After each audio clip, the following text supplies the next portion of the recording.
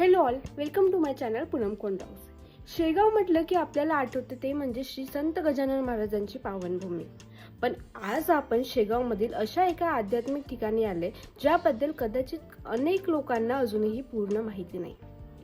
आपण पाहणार आहोत शेगावचं नवनिर्मित श्री क्षेत्र सिद्धपीठ महालक्ष्मी मंदिर आणि या मंदिराचा रंजक असा इतिहास. या मंदिराचा इतिहास अतिशय अद्भुत आहे.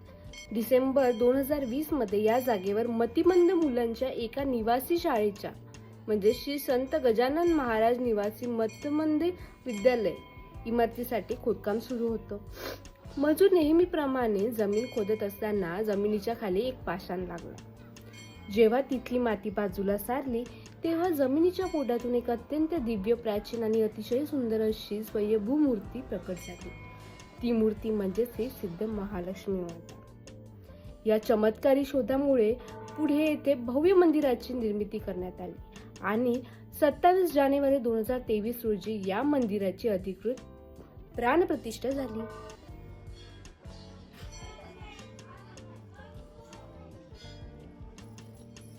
सामान्यतः आपल्याला फक्त महालक्ष्मीची मूर्ती पाहायला मिळते, पण इथे एक आदिमाता महालक्ष्मी आणि भगवान श्री नारायण यांचे एकत्रित दर्शन घडते.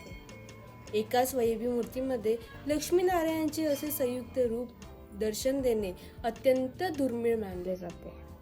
या मूर्तीच्या उजव्या भागात महालक्ष्मीचे वास्तव्यपूर्ण रूप आहे, तर डाव्या भागात भगवान विष्णूंचे तेजस्वी रूप साकारलेले आहे.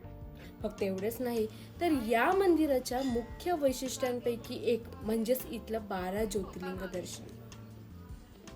मंदिराच्या तळघरात म्हणजेच बेसमेंटमध्ये भारतामधील 12 ज्योतिर्लिंगांची हुबेहूब आणि अतिशय सुंदर प्रतिकृती तयार करण्यात आलेल्या आहे, ज्यामुळे भाविकांना एकाच ठिकाणी सर्व ज्योतिर्लिंगाचे दर्शन घेता येते. याशिवाय मंदिर परिसरात गजानन महाराजांची भव्य संगमरवरी मूर्ती, छत्रपती शिवाजी महाराजांचा अश्वारूढ पुतळा, तसेच गणेश, दत्तात्रय आणि साईबाबांच्याही मूर्ती आहे. मंदिर परिसरात दिव्यांग मुलांचे हस्तकला केंद्र आणि त्यांच्या कलाकृतींची गॅलरी देखील आहे, ज्याला भेट दिल्यास आपल्याला त्यांच्या कलेचे कौतुक करता येते. हे मंदिर शेगावच्या बालापूर रोडवर स्थित असून आनंदसागरपासून अवघ्या 1 किलोमीटर अंतरावर आहे.